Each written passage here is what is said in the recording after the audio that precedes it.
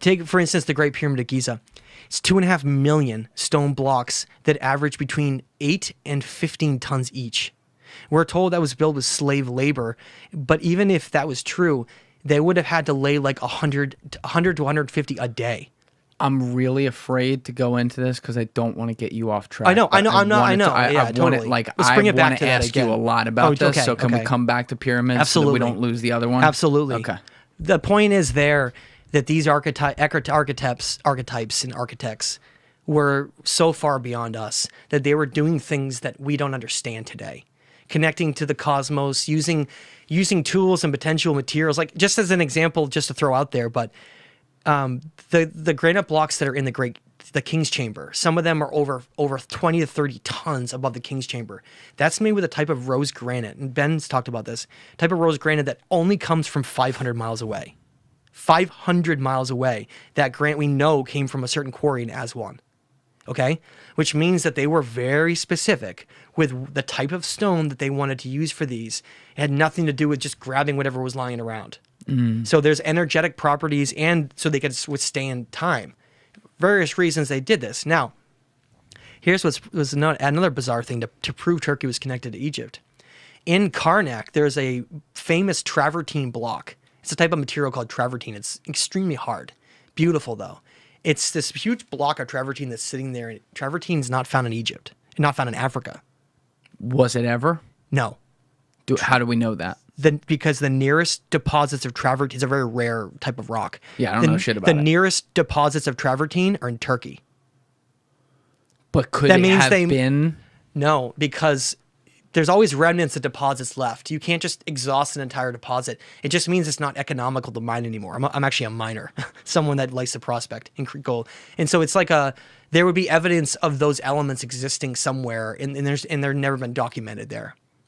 Meaning that they carried a multi-ton block, or moved, I should say. I shouldn't say carried. I should say moved. A multi-ton block over 1,000 miles. So you want to say 500. You want to say 500 for Aswan in Egypt. How about 1,000 for Karnak? So the ancient world, they didn't do anything like we think they would do. They were like on a completely different level. What you're saying is they had capabilities that we can't process. Exactly. So let's go find where that story goes and how it connects to Atlantis and the ancient Athenians, okay? So in the image you have of Zernaki Tepe that you had up a second ago, the type of megalithic blocks they're uncovering there shouldn't be there. They should not be there. That type of sophistication is something we only see in like Egypt and in Peru.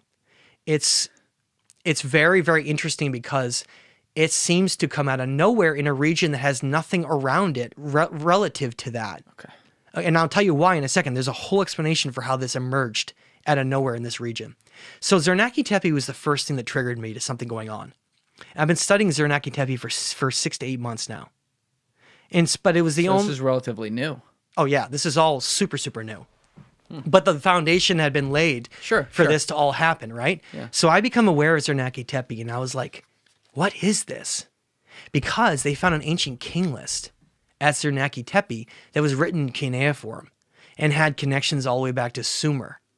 And the whole thing was getting kind of bizarre because that's quite a ways from that region up there. It's in far eastern Turkey near Mount Ararat. And I want people to remember Mount Ararat.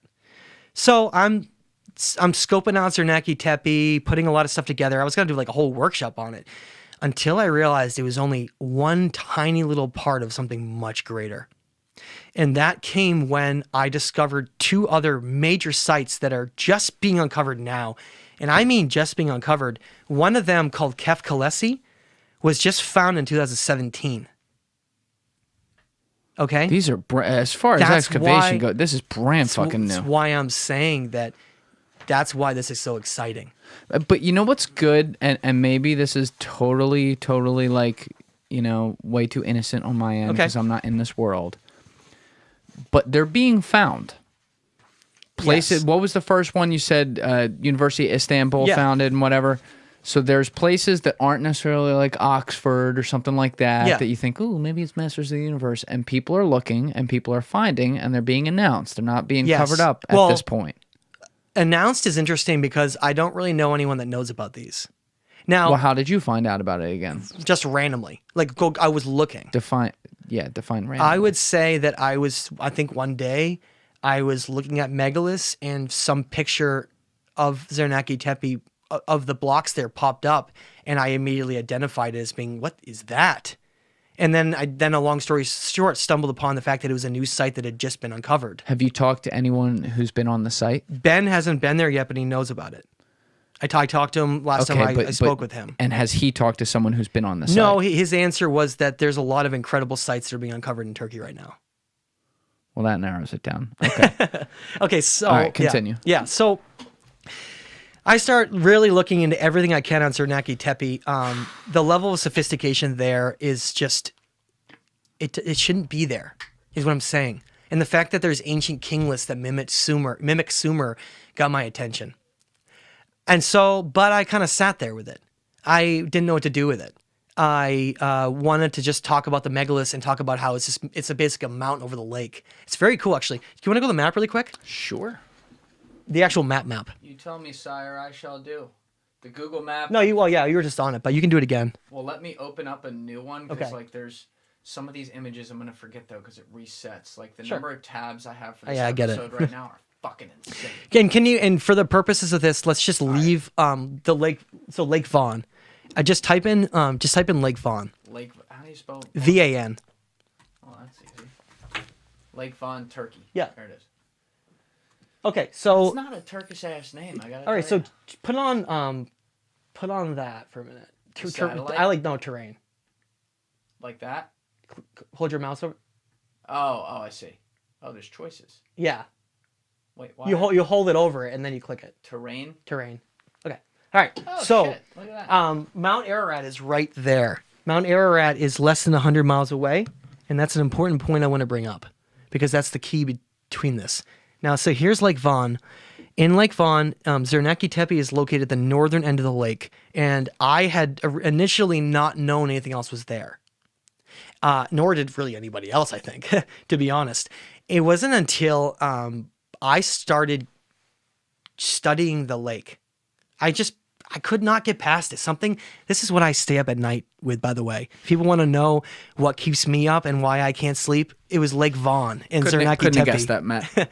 And so I'm just sitting there, kept up at night. I'm like, how does this one isolated site have this kind of sophistication and be connected to Sumer and have nothing else? It didn't make sense to me. So I went on old maps and Google terrain, and I just literally searched the entire lake. I went around, zoomed in, and went to every part of the lake looking at images, and then 2 places popped up that turns out related that they don't know are related. And that's what got so exciting about this, is that the first place I want to mention, and I'm going to save the last one for last. Okay. The first one is just absolutely incredible. Is called Cavus Tepe. Cavus. Ironically, there were many people online that shared images. You'll find this funny. That shared images of Cavus Tepe recently in the last month or two that didn't know they were Cavus Tepe and thought they were Peru. And they were using it as an example to say, look, this is the best sophistication of any megalith in the world. This is from Peru.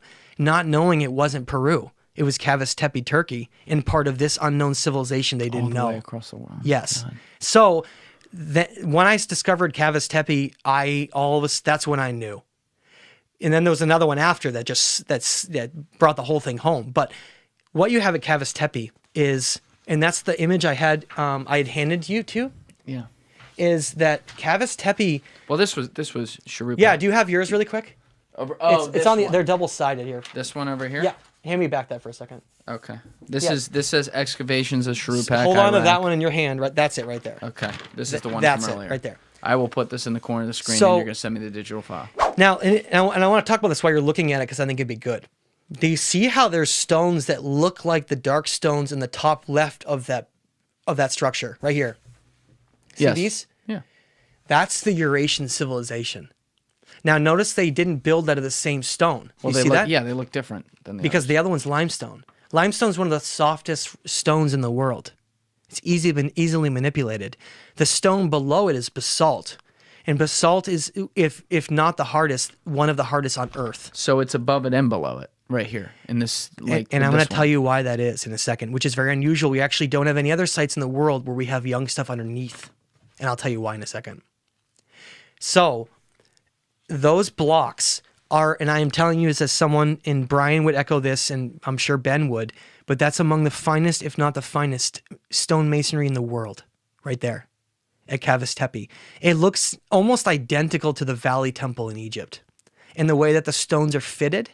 And it also looks pretty similar to some parts of Peru with the type of stone fitting. Although I will say, and we're going to get into this in a second, the nature of the building in Peru is a little bit more organic, and it actually looks more similar to Zernaki Tepe, whereas the building in Cavus Tepe looks like Egypt, which when you find out, you'll find there are two different people, and they went different directions in the world. But what the point I'm going to make, and we're going to get to in a second, is that this was the starting point of an entire new civilization that became the most advanced civilization in our planet's history. Starting here. Now, and I call it the Ararat civilization. How long ago did you come to that conclusion? About a month and a half ago. And what, or less, outside of tying these together? And I've been trying to get this before someone else does. Outside of, and now we got it on the record, outside of tying some of the rock to like Peru and stuff like that. Oh yeah, we got a lot more. That's only scratching the surface. I have other questions here, but I want you to continue. I don't totally understand. And what we're going to do is we're going to provide so much evidence by the time I'm done, you are going to have a hard time refuting this. And I want you to try. Try me. Okay. So the first thing that was strange to me was that we saw the same architecture here as we see in Egypt.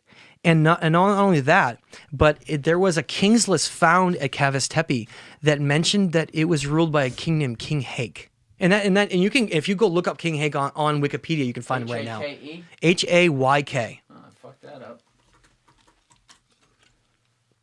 I'm American. We don't know how to spell. All right, I'll bring it over here. There he is.